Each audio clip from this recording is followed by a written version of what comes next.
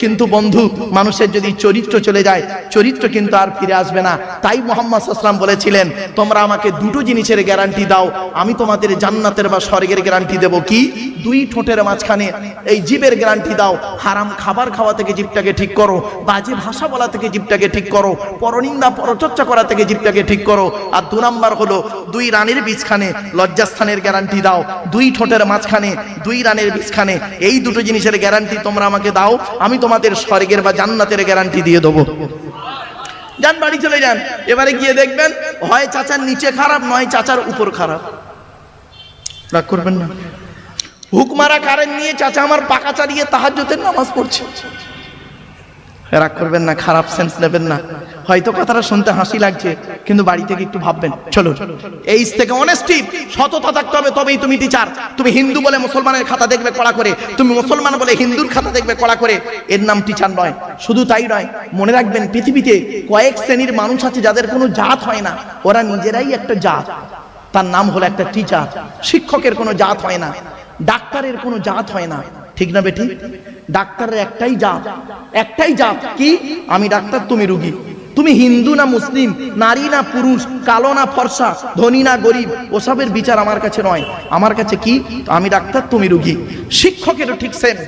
টিচারের কাছে কোনো পরিচয় থাকে না, টিচার নিজেই একটা জাত, শিক্ষক একটা নিজেই জাত। টিচারের শিক্ষকের কাছে একটাই পরিচয়, আমি শিক্ষক, তুমি শিক্ষার্থী।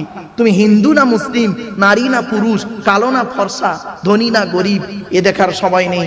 আমার কাছে মেধার পরিচয়। দুঃখের বিষয় কি জানেন? চলুন আরেকটু এগিয়ে যাই। ই থেকে আর্লি টিচার হতে গেলে আগে আগে আসতে হবে last letter is A R. R থেকে রেগুলারিটি, নিয়মিত ক্লাস করতে হবে, তবেই তুমি teacher. Trainer, eagerity, ability, character, honesty, early, regularity, এতগুলো গুণ যার মধ্যে আছে, he is a really teacher. তিনি হলেন সত্যিকারের একজন টিচার। আচ্ছা ভাই, আপনাদের তো এই রাজারহাটের একটা জলসা হচ্ছে, তাই তো? নাকি ধর্মীয় জলসা নাকি? বলুন না ভাই। তা আমি এই আলোচনাগুলো করছি কেন?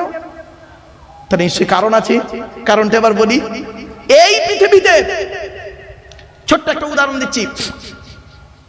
আপনাদের এই রাজারহাট এলাকায়, এই রাজারহাট এলাকায় ধরুন একজন স্কুল টিচার, সেকেন্ডারি বোর্ড ও হায়ার সেকেন্ডারি যাই হোক, স্কুল টিচার।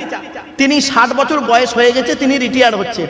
বিদায় অনুষ্ঠানে অনেক আলোচনা হলো, হওয়ার পরে তাকে যদি মাইকটা দিয়ে বলা হয়, স্যার দয়া করে একটু বলবেন, আপনি এই প্রতিষ্ঠানে 60 বছর বয়স পর্যন্ত আপনি চাকরি করেছেন, দয়া করে একটু মাইকটা নিয়ে বলবেন সৎ সাহসের সঙ্গে যে আমি এই 60 বছর বয়সে যত স্টুডেন্ট পড়িয়েছি, কি হিন্দু কি মুসলিম, নারী পুরুষ, প্রত্যেকটা স্টুডেন্ট 100% পারফেক্ট। একটু দয়া করে মাইকে বলবেন। উনি কি বলতে পারবেন? হ্যাঁ বলুন, বলুন। উনি কি বলতে পারবেন? হ্যাঁ। উনি এতটুকু ভরসার সঙ্গে বলতে পারেন যে আমি আমার জ্ঞান মতে যত স্টুডেন্ট পড়িয়েছি 99% ভালো, 1% চোরডান, ডাকাত, গুন্ডা, বদমাইশ বলে হতে পারে, ঠিক না বেটি? উনি 100% চ্যালেঞ্জ দিতে পারবে না। পারবে কি? কিন্তু শুনে নিন, চমকে যাবেন। এই পৃথিবীতে একজন মেসেঞ্জার এসেছিলেন, এই পৃথিবীতে একজন প্রফেসর এসেছিলেন, এই পৃথিবীতে একজন কি বলবো টিচার এসেছিলেন, এই পৃথিবীতে একজন গাইডার এসেছিলেন, যার জন্ম হলো 570 খ্রিস্টাব্দে। ইংরাজি মাস ছিল 29শে আগস্ট সোমবার, 570 খ্রিস্টাব্দের 29শে আগস্ট সোমবার। আর যার মৃত্যু হলো 632 খ্রিস্টাব্দে, 33 খ্রিস্টাব্দে জুন মাসের 18 তারিখ সোমবার। এই 63 বছর ব্যক্তির পৃথিবীতে ছিলেন, একটা জীবনে মিথ্যা কথা বলেননি। এমনকি তিনি যত ছাত্রছাত্রী তৈরি করেছেন, তাকে একবার জিজ্ঞাসা করা হলো, আপনি বলুন এই পৃথিবীতে যত ছাত্রছাত্রী তৈরি করেছেন তাদের ক্যারেক্টার সম্পর্কে, তাদের সম্পর্কে আপনি সার্টিফিকেট দিন। তিনি বলছেন, শোনো, আমার ছাত্রদের নাম হলো সাহাবী। কি বললো? সাহাবী। আর আমার ছাত্রীদের নাম হলো সাহাবিয়া, স্ত্রীলিঙ্গ। ছাত্র ছাত্রীদের নাম হলো সাহাবী, সাহাবিয়া। তাদের চরিত্র সম্পর্কে আমি তোমাদের মুহাম্মদ তোমাদেরকে আমি সার্টিফিকেট দিয়ে যাচ্ছি। আসহাবিকান নুজুম বিআইহিম ইক্তদাইতুম ইহতদাইতুম। আমার প্রত্যেকটা ছাত্রছাত্রী হলো নক্ষত্রের ন্যায়। তোমরা যাকে অনুসরণ করে পৃথিবীতে চলবে, তার মাধ্যমে দুনিয়াতে শান্তি সম্মান পাবে, আখিরাতে জান্নাত পেয়ে যাবে। কি ভাবলেন? প্রাসঙ্গিক আলোচনা তো, তাই চলে এসে গেল, তাই একটু বলে ফেললাম। চলুন, এরপরে নবীজি বলছেন পৃথিবী ধ্বংসের লক্ষণ হলো কি জানেন? 1 নাম্বার, বিদ্যা উঠে চলে যাবে সমাজ থেকে। আজকের মাধ্যমিক, উচ্চ মাধ্যমিক, বিএ পাস, এমএ পাস, আলেম, হাফেজ, মাস্টার, ডাক্তার, ইঞ্জিনিয়ার, প্রফেসর বেড়ে গেল। দুঃখের বিষয়, অনেকেই বাম্মার ভাত দেয় না। রাগ করবেন না, খারাপ সেন্স নেবেন না।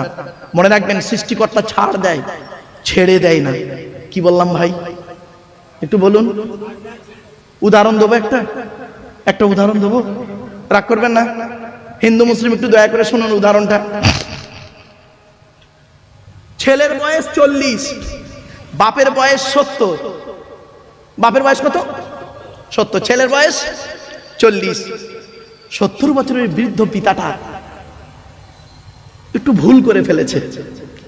ছেলে করলো কি, ওর বউয়ের সামনে, স্ত্রীর সামনে ওই বুড়ো বাপের গালে ঠাস করে একটা চড় মেরে দিল।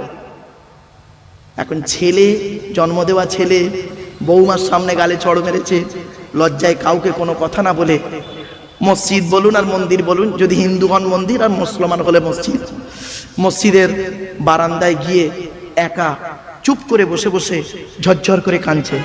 তো সৃষ্টিকর্তা ফেরেশতাদেরকে বলছে, ও কাঁদছে কেন রে, কি হয়েছে? তা ফেরেশতারা বলছে, সৃষ্টিকর্তা কি বলবো, যে ছেলেটার কান্না ডাকটা শোনার জন্য হসপিটালের বারান্দায় বসেছিল, যে ছেলেটার কান্না ডাকটা শোনার জন্য ওই ওটির সামনে, বুঝতে পারছেন আমার ভাষা, নার্সিংহোমের ওটির সামনে চেয়ারে বসেছিল কান্না ডাকটা শোনার জন্য, সেই ছেলেটা আজকের ওর গালে চড় মেরেছে স্ত্রীর সামনে।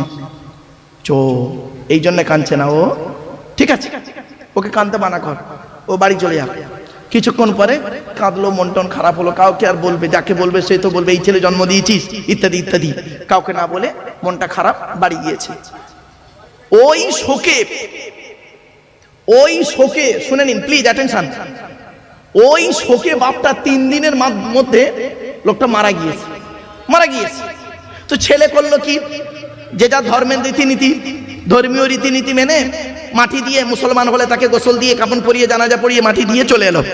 বাস 1-2 বছর ছেলেটা বাপের কথা স্মরণ করলো, তারপরে ভুলে গেল। ঠিক তার 40 বছর পর, কত বছর, তখন ছেলের বয়স কত হবে? 80। ছেলে এখন 80 বছরের বুড়ো, 6 বার হজ করেছে, 10 বার ওমরা করেছে, এর আবার 4টে ছেলে। ছোট ছেলেটা না একটু ডেঞ্জার টাইপের। হঠাৎ একদিন হাজী সাহেব দাঁড়িয়ে আছে, আর ছোট ছেলেটাও দাঁড়িয়ে আছে, আর ছোট বৌমাও দাঁড়িয়ে আছে।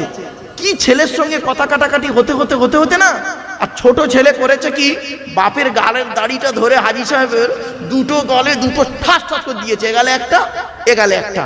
যেই ছেলে মেরেছে না, লজ্জায় কাউকে বলতে না পেরে সোজা মসজিদে গিয়েছে, অজু করেছে, 2 রাকাত নামাজ পড়েছে, নামাজ পড়ে সৃষ্টিকর্তার কাছে হাত তুলে মোনাজাত করে কাঁদছে, রব্বানা যালামনা আনফুসানা ওয়া ইল্লাম তাগফির লানা ওয়া তারহামনা লানাকুনান্না মিনাল খাসিরিন। ওগো আল্লাহ, আমি হাজী মানুষ, 6 বার হজ করেছি, 10 বার ওমরা করেছি, কিভাবে গেছি জানি না, আল্লাহ তুমি ভালো জানো, টাকা দুনম্বরি করে গেছি, দেখ ওটা বলছি না, ক্লিয়ার করছি না।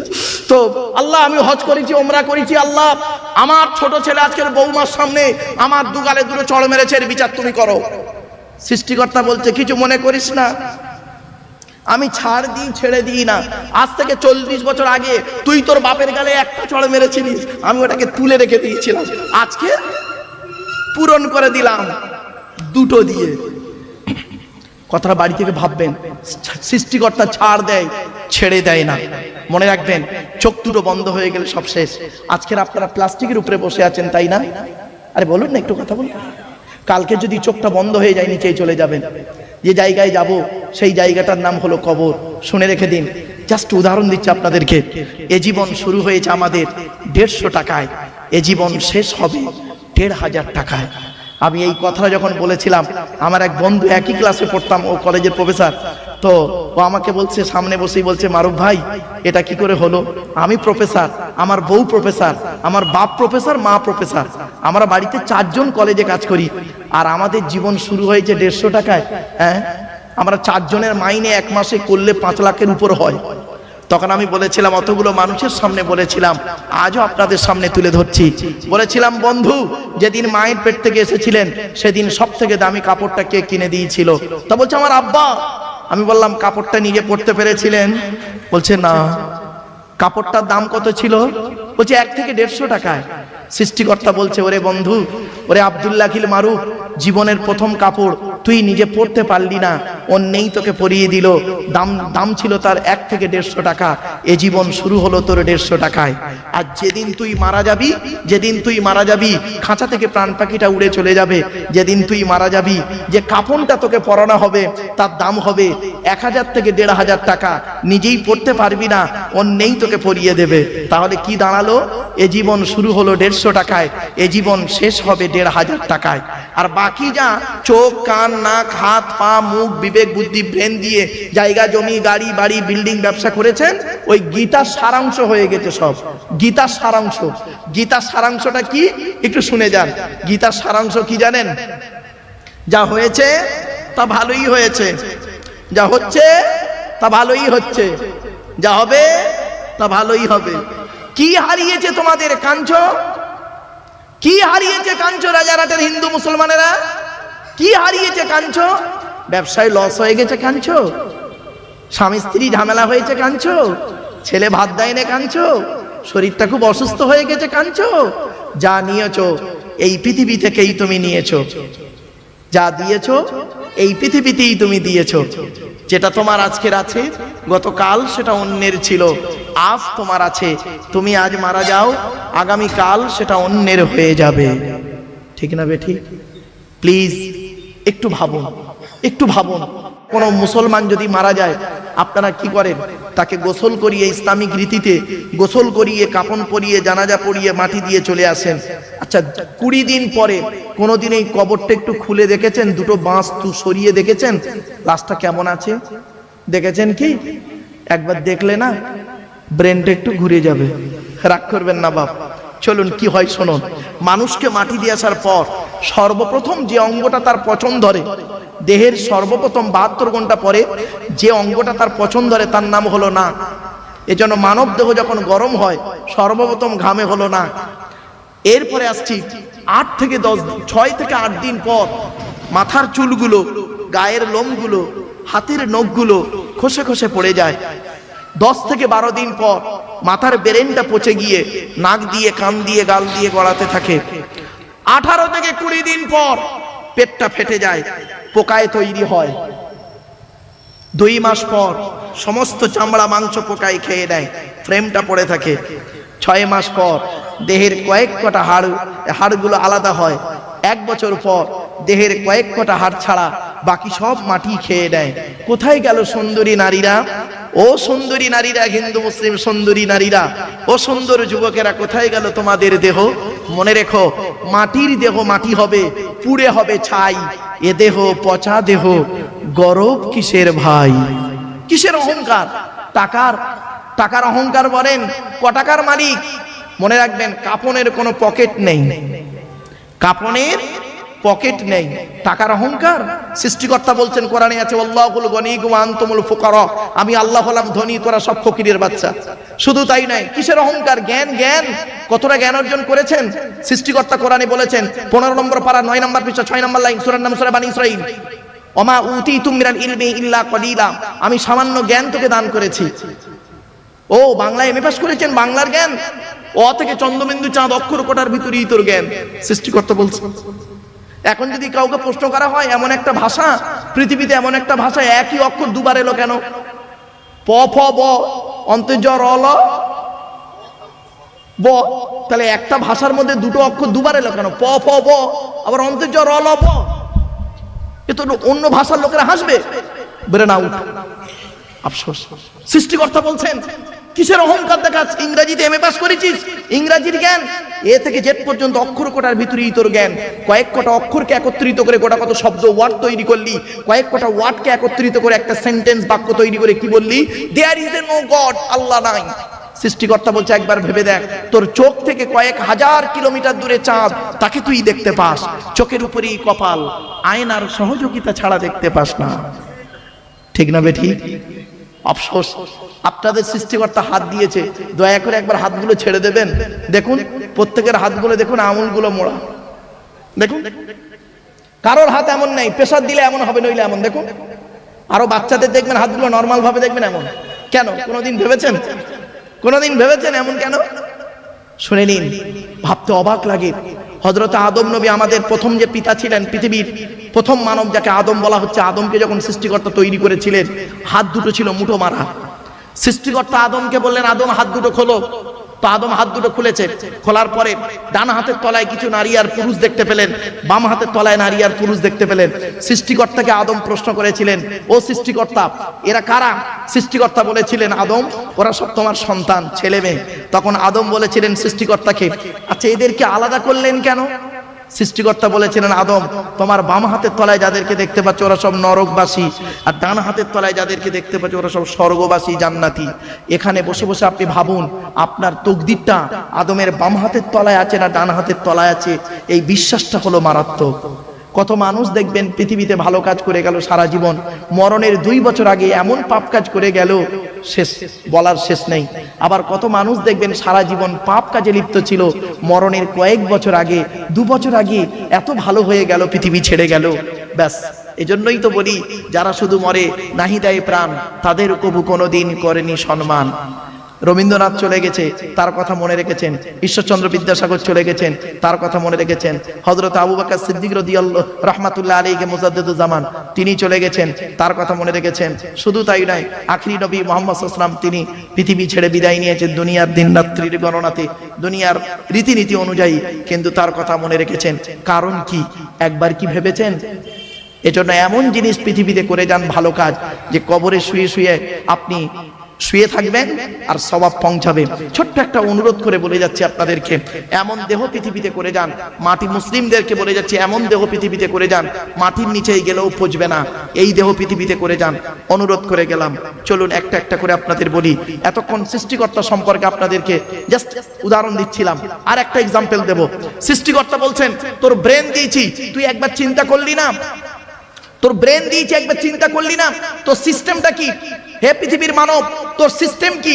তুই গাল দিয়ে খেলি 22 ফিট লম্বা নারীর ভিতর দিয়ে পচিয়ে পচিয়ে পচিয়ে পচিয়ে ইরেশন পদার্থটাকে, ইউরিনটাকে সামনের দিক থেকে বের করলি, স্টুল পায়খানাটাকে পেছন দিক থেকে বের করলি, এটাই তো সিস্টেম। কিন্তু এই পৃথিবীতে এমন একটা প্রাণী তৈরি করেছি গাল দিয়ে খায়, গাল দিয়ে বের করে দেয়, কোনোদিন ভাবিসনি। সৃষ্টিকর্তা বলছেন একবার তুই চিন্তা করে এখানে বসে বসে, তুই যে খাবারটা খেলি তোর খাবারের সিস্টেমটা কি? তুই খাবার খেলি 22 ফিট লম্বা নারীর ভিতর দিয়ে বের করলি পচিয়ে পচিয়ে, কিন্তু একবার ভাবলি না এই পৃথিবীতে একটা পিপিলিকা বলে একটা পিঁপড়ে বলে একটা প্রাণী আছে, সেই প্রাণীটা তারও হজম শক্তি আছে, সে তার কত ফিট লম্বা নারী আছে। একটা কেঁচো সেও কে হজম করে বের করে, কত ফিট লম্বা নারী আছে, একবার ভাবলি না?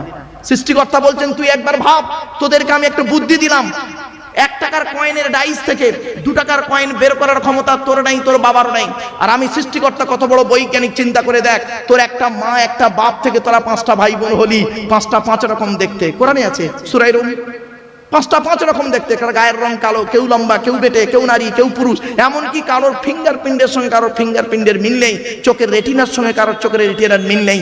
এই জিনিসগুলো দেখ আর একবার আমাকে স্মরণ কর, আমি তোর ডাকে সাড়া দেব। এরপরে বলছেন সৃষ্টিকর্তা, হে পৃথিবীর মানুষ, রাজারহাটের মানুষ, একবার তোরা চিন্তা কর, তোদেরকে আমি বুদ্ধি দিলাম, সেই বুদ্ধি নিয়ে তোরা করলি কি? পৃথিবীতে একটা মেশিন তৈরি করলি, তোদের তৈরি মেশিনের নাম দিলি ফ্রিজ। ফ্রিজ ফ্রিজ তোদের তৈরি মেশিন ফ্রিজ। ফ্রিজের পানি খেলে কি হয়? থাইরয়েড বেড়ে যাওয়ার সম্ভাবনা বেশি। তোদের তৈরি ফ্রিজের গুণাগুণ কি? মানে 0 ডিগ্রি নিচে নামিয়ে তাকে বরফ জমিয়ে দে, ঠান্ডাকে গরমকে ঠান্ডা করিস, ঠান্ডাকে 0 ডিগ্রি নিচে নামিয়ে তাকে বরফ জমিয়ে দিস। তোদের তৈরি ফ্রিজের পানি খেলে থাইরয়েড বেড়ে যাওয়ার সম্ভাবনা খুবই বেশি। তোদের তৈরি ফ্রিজটা মাটির উপরে বসানো থাকে, তোদের তৈরি ফ্রিজটা কারেন্ট ছাড়া চলে না। আর এই পৃথিবীতে আমি একটা ফ্রিজ তৈরি করেছি, আমার তৈরি ফ্রিজটা মাটির তলায় বসিয়ে রেখেছি। আমার তৈরি ফ্রিজের নাম হলো শীতকাল আর গ্রীষ্মকাল। গরমকালে যত কলে পাম্প করবি, আমি সৃষ্টিকর্তা আমার তলার ফ্রিজ থেকে ঠান্ডা ঠান্ডা পানি বের করব। আর শীতকালে যত কলে পাম্প করবি, আমি সৃষ্টিকর্তা আমার তলার ফ্রিজ থেকে গরম গরম পানি বের করব। একদম দুঃখের বিষয়, আমরা কোনোদিন ভাবিনি। চলুন এতক্ষণ আমি আপনাদেরকে জাস্ট শুধু সৃষ্টিকর্তা সম্পর্কে আলোচনা করি, কত আলোচনা করব, বহু আলোচনা। চলুন, আমি বলেছিলাম আমার পয়েন্ট হলো 3টে, মনে আছে আপনাদের? আচ্ছা, দ্বিতীয় নাম্বার পয়েন্টটা বলছি। দ্বিতীয় নাম্বার পয়েন্ট হচ্ছে কি? নবী, তাই তো? নবীদের পরিচয় কটা বলেছিলাম বাপ? 3টে। কি কি? 1 নাম্বার যিনি নবী হবেন তার চরিত্র উত্তম হতে হবে। 2 নাম্বার যিনি নবী হবেন তার উপরে সৃষ্টিকর্তা আল্লাহর তরফ থেকে ওহী নাযিল হতে হবে। 3 নাম্বার যিনি নবী হবেন তার দ্বারা অলৌকিক ঘটনা ঘটতে হবে। আসুন আমরা যে নবীর উম্মত বা অনুসারী সেই। আচ্ছা, আরেকটা কথা বলি, মুহাম্মদ সাল্লাল্লাহু আলাইহি সাল্লাম কি শুধু মুসলমানদের নবী? হ্যাঁ, খবরদার বলবেন না। কেউ যদি বলে মুহাম্মদ সাল্লাল্লাহু আলাইহি ওয়াসাল্লাম শুধু মুসলমানদের জন্য এসেছে, এটা ভুল ধারণা। কারণ কোরআনের রেফারেন্স দিয়ে দিচ্ছি, শুনে নিন। কোরআনের 9 নম্বর খণ্ডে বা পারাতে 9 নম্বর পৃষ্ঠাতে 11 নম্বর লাইনে সেখানে বলা হয়েছে, কুল, হে নবী তুমি বলো, ইয়া আইয়ুহান নাস, হে মানব জাতি, ইন্নী রাসূলুল্লাহি ইলাইকুম জামিয়া, আমাকে সৃষ্টিকর্তা কি করেছেন? কুল কায়নাতের নবী রাসূল করে পাঠিয়েছেন। অর্থাৎ যে ব্যক্তি মুহাম্মদ সাল্লাল্লাহু আলাইহি ওয়াসাল্লামকে নিয়ে গবেষণা করবে সেই উন্নতির চরম শিখরে পৌঁছাবে। যে ব্যক্তি কোরআনকে নিয়ে গবেষণা করবে উন্নতির চরম শিখরে পৌঁছে যাবে। কোনো টেনশন নেই, চলুন এগিয়ে যাচ্ছি। এবার আসছি মুহাম্মদ সাল্লাল্লাহু আলাইহি ওয়াসাল্লামের পরিচয়টা কি। আচ্ছা, আমাদের নবীর নাম হলো মুহাম্মদ সাল্লাল্লাহু আলাইহি ওয়াসাল্লাম। তিনি কোন বংশে জন্মগ্রহণ করেছেন? কুরাইশ বংশে, তাই তো? কার নাম কুরাইশ?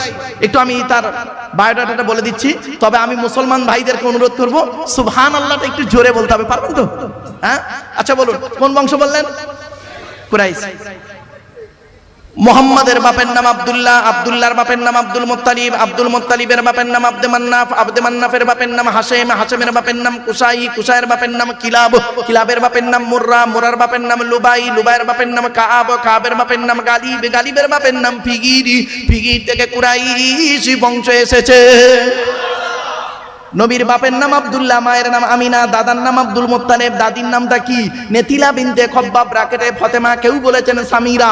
নবীর নানার নাম হলো আব্দুল ওয়াহাব জুহরি, নবীর নানির নাম হলো বারিরা বা বাররা, নবীর দুধবার নাম হলো হালিমা, নবীর দুধ বাপের নাম হলো হারেস, নবীর দুধ ভাইয়ের নাম আব্দুল্লাহ, নবীর বাপের নাম আব্দুল্লাহ, নবীর দুধ ভাইয়ের নাম আব্দুল্লাহ। দূরে যেন করে ফেলবেন না। নবীর জন্ম 570 খ্রিস্টাব্দে, ইংরেজি কি মাস ছিল? 29 আগস্ট, আরবি মাস ছিল রবিউল আউয়াল মাস, 12 তারিখ, মতান্তরে 9 তারিখ, সোমবার শবে সাদেকের সময়ে আরবের মক্কা নগরী কুরাইশ বংশে নবীর জন্ম। নবীর বাপেরা হলো 10 ভাই, নবীর মায়েরা হলো 19 বোন। নবীর 9টা চাচা, 18টা খালা, 6টা ফুফু, 7টা ছেলে মেয়ে। নবীর 9টা চাচার নাম কি? বড় চাচার নাম হারেস, জুবায়ের, মুকাইয়িম, ফাইদা, জাইদা, আবু লাহাব, হামজা, আব্বাস, আবু তালেব। নবীর বাপ হলো আব্দুল্লাহ।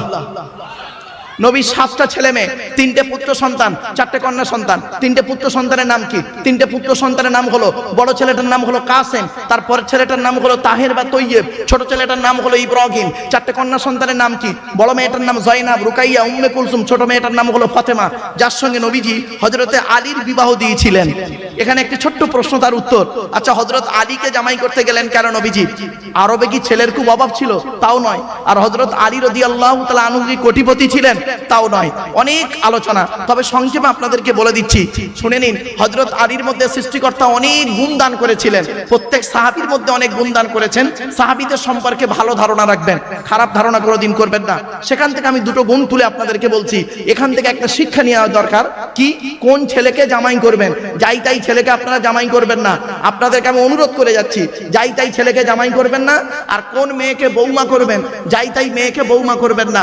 একলা বাপের একটা ছেলে দেখে ছুটবেন না, সব একলা বাপের একটা ছেলে সমান নয়। আর এক খালি সাদা চামড়া দেখে মেয়ে বৌমা করবেন না, সব সাদা চামড়ার মেয়ে ভালো নয়। রাগ করবেন না।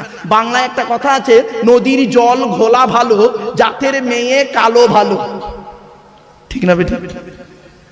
নদীর জল ঘোলা ভালো, জাতের মেয়ে কালো ভালো। রাগ করবেন না। আমার অনেক মা বোন আছেন হয়তো শুনছেন, তারা খারাপ সেন্স নেবেন না, আমি বাস্তবটাই বলছি। কোন ছেলেকে জামাই করবেন? যে ছেলের মধ্যে দুটো গুণ পাবেন। কটা গুণ? দুটো গুণ। আর কোন মেয়েকে বৌমা করবেন? কোরআনে আছে যে মেয়ের মধ্যে 6টা গুণ পাবেন। একটু দয়া করে শুনে যান, হাতে টাইম আছে 2 মিনিট হবে, একটু বলা যাবে না বন্ধ করে দেবো? ব্যাস চলুন। ছেলেদের কটা গুণ বলেছি? দুটো। কি কি? 1 নাম্বার, ছেলেটি সৎ ছেলে কিনা খবর নেবেন।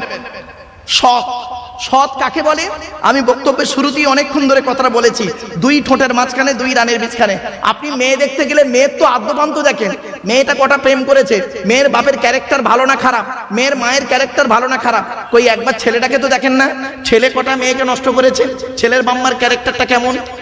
আফসোস, আমরা মেয়েদের দেখি কিন্তু ছেলেদের দেখি না। এটা উচিত নয়, উভয়কে দেখা ভালো। আর একটা কথা বলছি শোনেন। তাহলে 1 নাম্বার হলো সৎ ছেলে কিনা খবর নেবেন। 2 নাম্বার হলো ছেলেটি কর্মী কিনা খবর নেবেন। কর্মী, বাপের হোটেলে খায় এমন ছেলেকে জামাই করবেন না, ছেলেটা পরিশ্রম করে কিনা খবর নেবেন। এবার আসছি কোন মেয়েকে বৌমা করবেন, খুব ইম্পর্টেন্ট। হিন্দু মুসলিম একটু দয়া করে জেনে নিন। কোরআনে বলা হয়েছে কি? মুসলিমাতিন, মুমিনাতিন, কনিতাতিন, তাইবাতিন, আবিদাতিন, সাইহাতিন, সাইয়্যিবাতিন ওয়া আবকারা। সূরা তাহরিমের 28 নম্বর পারা বা খণ্ডের 19 নম্বর পৃষ্ঠার 11 নম্বর লাইনে সূরার নাম সূরা তাহরিমের 5 নম্বর বাক্যতে বলা হয়েছে কি, 1 নম্বর যদি আপনি মুসলমান হন মেয়েটি মুসলমান কিনা খবর নেবেন, 2 নম্বর মেয়েটি বিশ্বাসী মেয়ে কিনা খবর নেবেন, আর খুব ইম্পর্টেন্ট কি জানেন, কানিতাতিন আনুগত্যশীলা মেয়ে কিনা খবর নেবেন। দূর থেকে খবর নিয়ে দেখবেন মেয়েটি ওর বাপ আর মাকে ভক্তি শ্রদ্ধা করে কিনা খবর নেবেন। দূর থেকে খবর নিয়ে সঠিক তথ্য যদি পেয়ে যান মেয়েটি ওর বাপ আর মাকে ভক্তি শ্রদ্ধা করে না, ও যত সুন্দরী মেয়ে হোক, যত বড় মাস্টার ডাক্তার ইঞ্জিনিয়ার প্রফেসরের মেয়ে হোক, খবরদার ওই মেয়েকে জীবনে বৌমা করবেন না। কারণ কি জানেন, ও ওর নিজের বাম্মাকে ভক্তি শ্রদ্ধা করে না, তোমার বাম্মার পাতে সহজে এক থালা ভাত দিতে চাইবে না। বেশিরভাগ মেয়েদের সংসার নষ্ট হয়, কি হিন্দু কি মুসলিম, বর্তমান সময়ে বেশিরভাগ মেয়েদের সংসার নষ্ট হচ্ছে মেয়ের মায়ের কান ভাঙা নিতে। ঠিক না বে ঠিক? যে মেয়ের মা যত বেশি চালাক ওই মেয়ের কপালে তত তাড়াতাড়ি তলাক।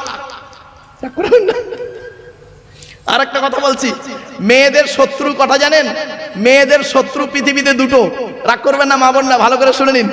মেয়েদের শত্রু পৃথিবীতে দুটো, 1 নম্বর হলো সতীন, সতীন হলো মেয়েদের চরম শত্রু।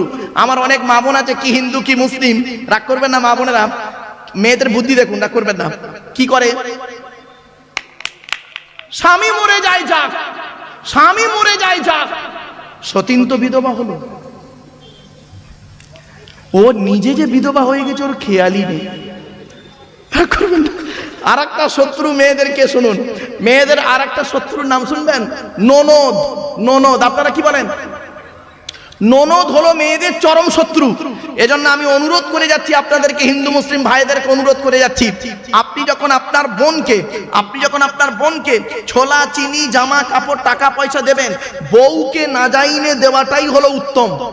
আর অনেকে আছে দেখবেন বউ পাগলা বিবির গোলাম, রাগ করবেন না, কি করেছে জানেন, বোনকে একটা শাড়ি দিচ্ছে, বউকে জানিয়ে, জানো সোনা এইটা বোনকে দিচ্ছি, ওর কলজে ফেটে যাবে, রাগ করবেন না।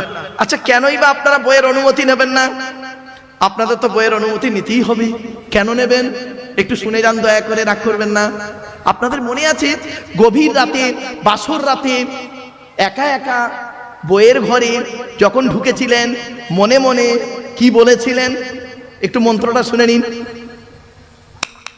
50,000 টাকা ইয়াম্মা গাড়ি 5 ভরি সোনার বিনিময়ে আজ থেকে তোমার বাপের কেনা চাকর গোলাম হইয়া গেলাম, তুমি যাহাই বলিবে তাহাই শুনিব, গন্ডগোল যদি করি মারিতে দ্বিধাবোধ করিবে না, তোমার বিরুদ্ধে যদি কোনোদিন কোনো গন্ডগোল করিয়া থাকি রাজার আত্মারায় বধূ নির্যাতন কেস দিয়া বাপ আর মাকে জেল খাটাইয়া লকাবে ঢুকাইয়া আমারে পেটাই দেবে। রাগ করবেন না, রাগ করবেন না, কথাটা শুনতে হাসি লাগলো কিন্তু বাস্তব কথা। শুনে নিন, যে ছেলেটা মাধ্যমিক পাশ করলো, নিরুপমার করুণ গল্পটা গল্পগুচ্ছ কাহিনী রবীন্দ্রনাথের লেখা দেনা পাওনা গল্প পড়ার পরে সে ছেলে যদি বলে মাধ্যমিকে স্টার পেয়েছি, আমার সার্টিফিকেটের দাম হলো 50,000 টাকা, ইয়াম্মা গাড়ি 5 ভরি সোনা, তবে একটা গরিবের মেয়েকে বিবাহ করব, আমি আব্দুল্লাহিল মারুফ বলে যাচ্ছি, ওই মাধ্যমিকে স্টার পাওয়া ছেলেটার থেকে যে ছেলেটা 4 পাস করে বাড়িতে বসে থাকে, 4 পাস করা ছেলেটা মাধ্যমিকে স্টার পাওয়া ছেলের থেকে ভালো। ঠিক না বেটি?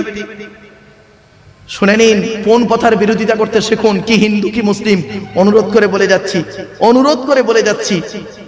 হয়তো কথাটা শুনতে সাময়িক খারাপ লাগবে, কিন্তু অতি বাস্তব কথা, এই কথা যদি আমি না বলি কিয়ামতের মাঠে আমাকে ধরা হবে। চলুন আর একটু এগিয়ে যাচ্ছি। আচ্ছা ভাই, পুত্র সন্তান দেওয়ার মালিক কে? জোরে বলুন। কন্যা সন্তান দেওয়ার মালিক কে? এখানে কত সুন্দর কথা বলছেন, কিন্তু প্র্যাকটিক্যাল কি তাই হয়? এখানে বলছেন কিন্তু প্র্যাকটিক্যালে কি হয়? যখন প্রথম বাচ্চা যদি কন্যা সন্তান হয়, অনেক বাপ আছে, অনেক শ্বশুর শাশুড়ি আছে, বৌমা যদি প্রথম সন্তান কন্যা হয় রেগে যায়, এমনকি তার প্রতি অত্যাচার চলে। আপনি কি জানেন 10টা কুপুত্র সন্তানের থেকে একটা সুকন্যা সন্তানই যথেষ্ট। ঠিক না ঠিক? এজন্য আপনাদেরকে আমি অনুরোধ করে বলে যাচ্ছি, ছেলেদেরকে যেমন মাধ্যমিক উচ্চ মাধ্যমিক বিএ পাস এমএ পাস আলেম হাফেজ মাস্টার ডাক্তার ইঞ্জিনিয়ার প্রফেসর করাচ্ছেন, সাথে সাথে মেয়েদেরকেও মাধ্যমিক উচ্চ মাধ্যমিক BA pass MA pass আলেমা হাফেজা master doctor engineer professor করাবেন। কারণ কি জানেন, ইংরেজিতে একটা কথা আছে, 1 mother is equal to 100 teacher. একটা মা হলো 100 জন শিক্ষকের সমতুল্য।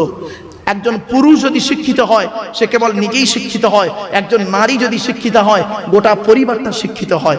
এজন্য ছেলেকে ধনী না বানিয়ে জ্ঞানী বানিয়ে যান, ছেলেকে ধনী না বানিয়ে জ্ঞানী বানিয়ে যান। কোরআনে আছে 82 জায়গায় বিভিন্ন অ্যাঙ্গেলে নামাজের কথা, আর 92 জায়গায় আছে লেখাপড়ার কথা। তো কোন সংখ্যাটা বেশি, 82 না 92? তাহলে লেখাপড়ায় পিছিয়ে কেন, গবেষণায় পিছিয়ে কেন? অনুরোধ করে বলে গেলাম।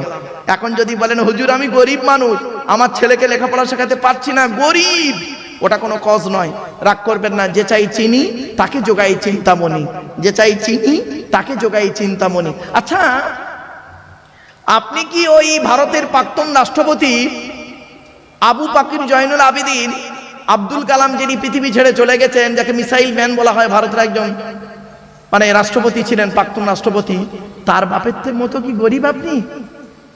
তাহলে আপনি কেন পথ দেখাচ্ছেন? ছেলে মেয়েকে লেখাপড়া শেখান, অন্য বস্তু দিয়ে ঘর ভর্তি না করে পুস্তক দিয়ে ঘর ভর্তি করুন।